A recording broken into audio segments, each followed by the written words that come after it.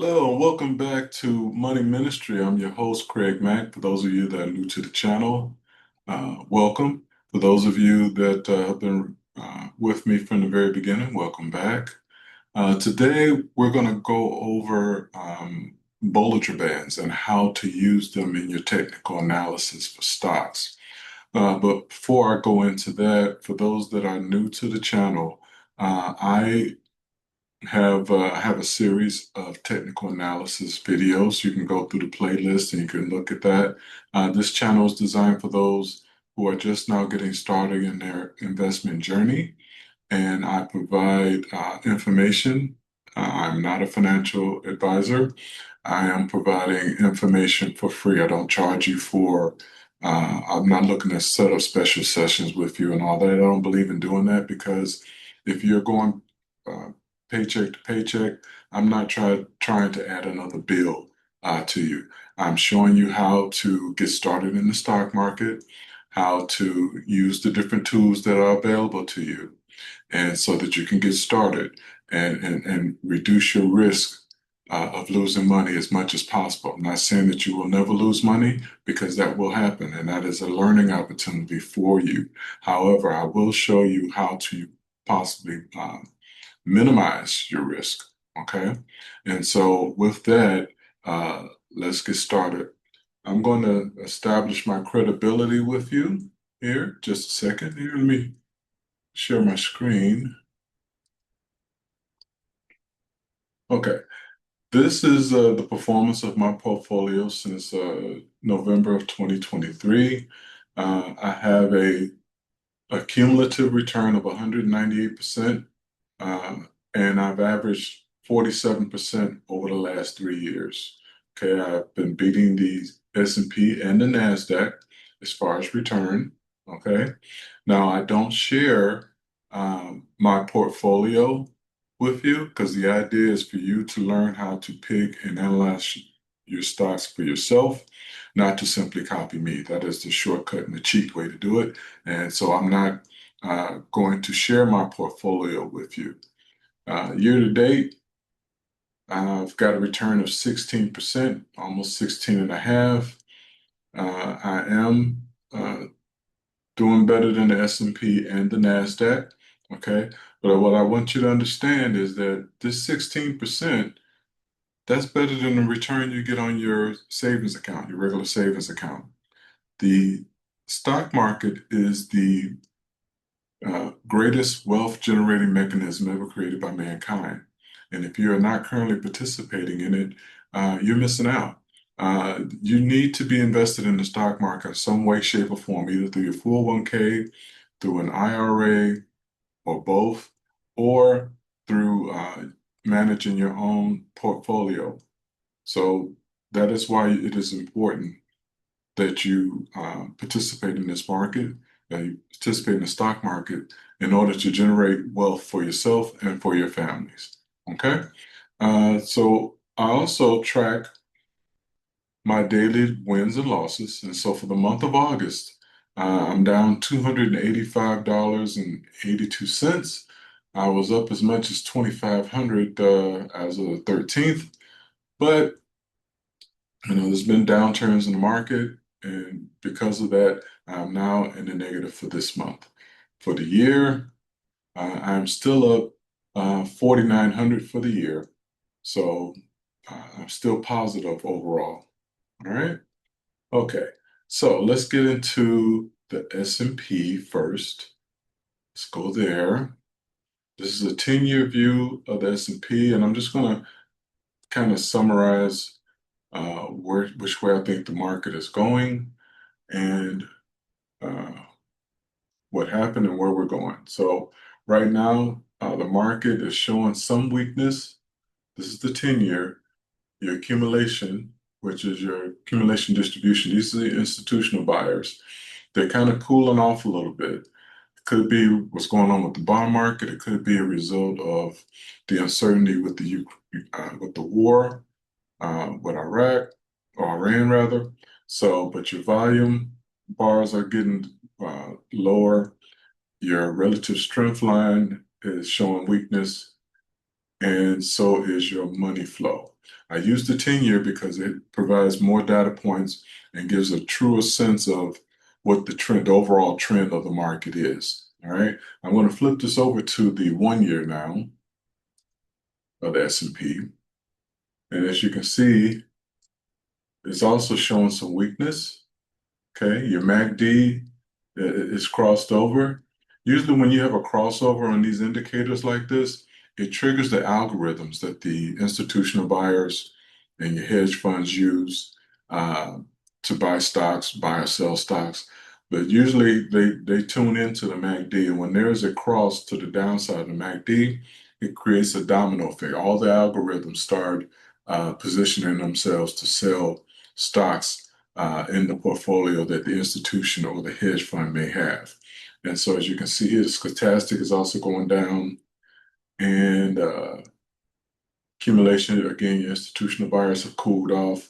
Your relative strength is showing a little bit of a comeback, but it's still not, I would not consider that to be a confirmation that it's turning around. It's kind of going sideways along with your money flow.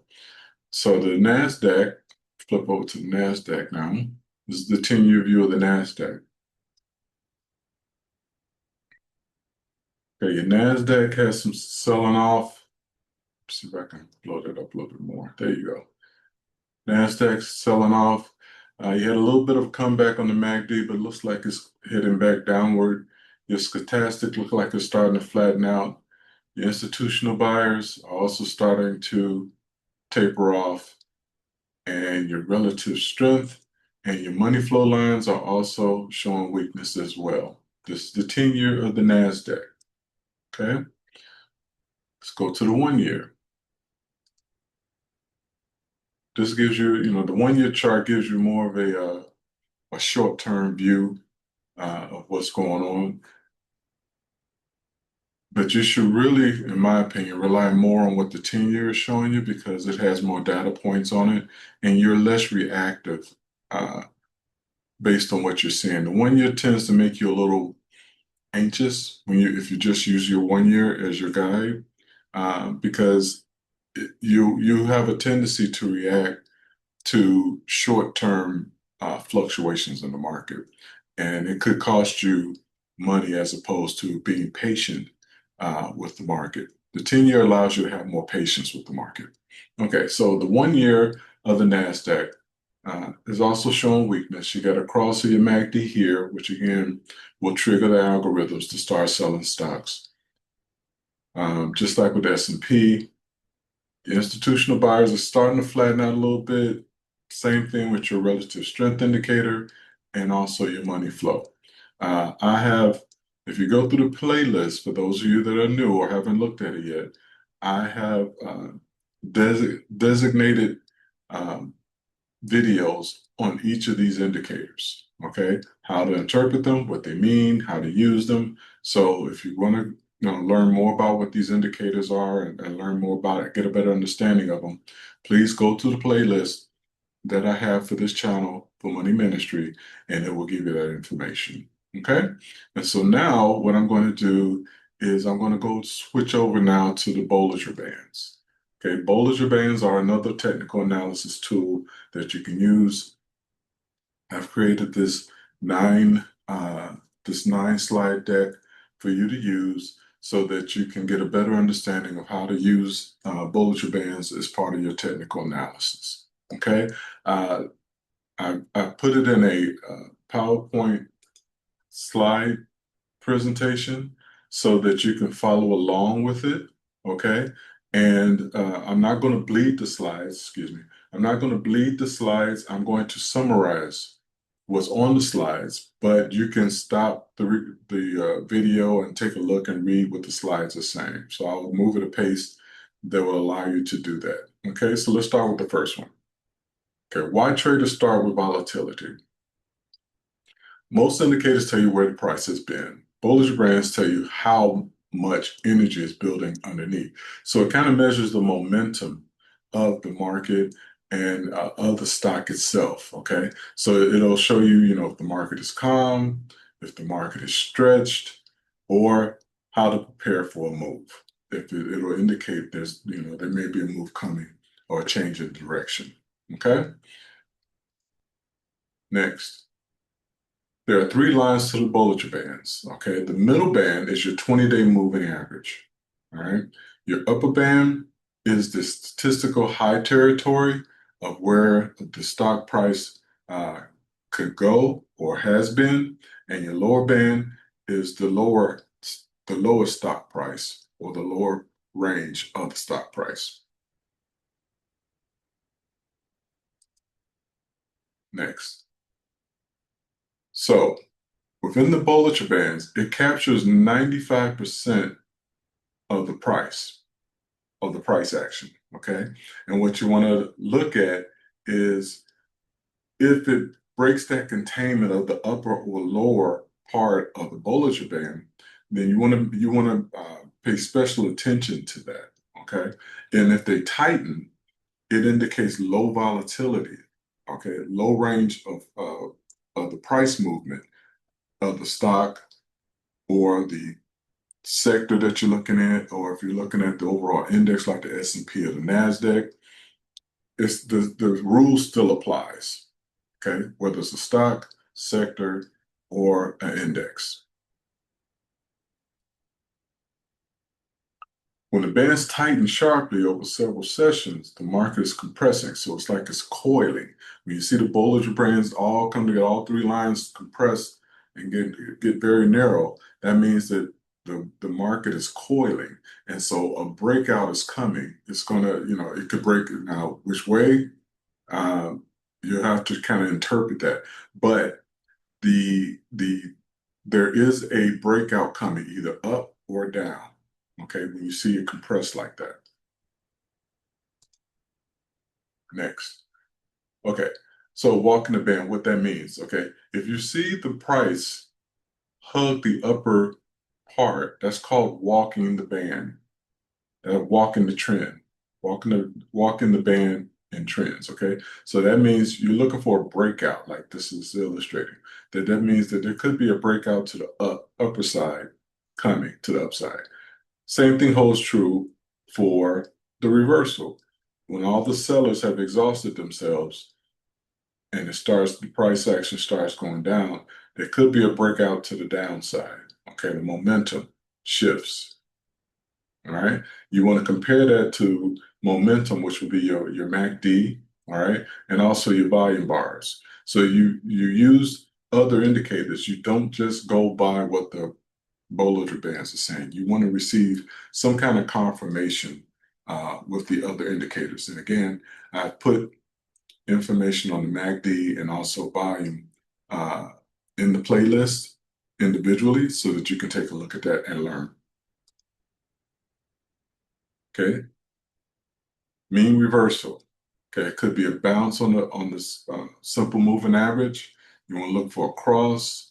You want to look for uh, target upper target for the band, and you also want to look at the lower touch. Those are the areas that you want to pay attention to when you're interpreting the Bollinger Bands. Reversal cues. Okay, price top or bottom formed outside the bands. That's what you want to pay special attention to. By close inside, followed by close back inside, which is a signal for potential reversal. But context is everything. So again, don't just go by what the bands are showing you. You should also take a look at your other indicators for confirmation of what you think the Bollinger Bands are showing you. Okay, you want to use your other indicators. That's why when you saw earlier, when I was going over the S&P and the NASDAQ, I went through the other indicators to kind of get an idea of what's going on. Generally, what I use is the majority wins. If the majority of the indicators are showing one thing, that's what I kind of tend to go with. It's going to happen, okay, for that consistency. So you want to look at the pattern, you want to confirm relative strength in MACD, and you also want to check the volume along with your Bollinger Bands to get an indication of which way the stock or the market is going. And then last but not least, uh, You can tune your settings, you can shorten your periods, you can make adjustments on your Bollinger Bands. Always confirm it with your relative strength and your MACD and your volume button indicators. All right. And also have a plan for what you will do based on whether you're going to enter a stock or a trade or get out of it. Know where your entry point is going to be and where your exit point is going to be. Okay? Bollinger Bands are a lens, not a crystal ball. Master the setup conditions, and they become one of the most powerful tools in your technical toolkit. All right? So that is my take on the Bollinger Bands.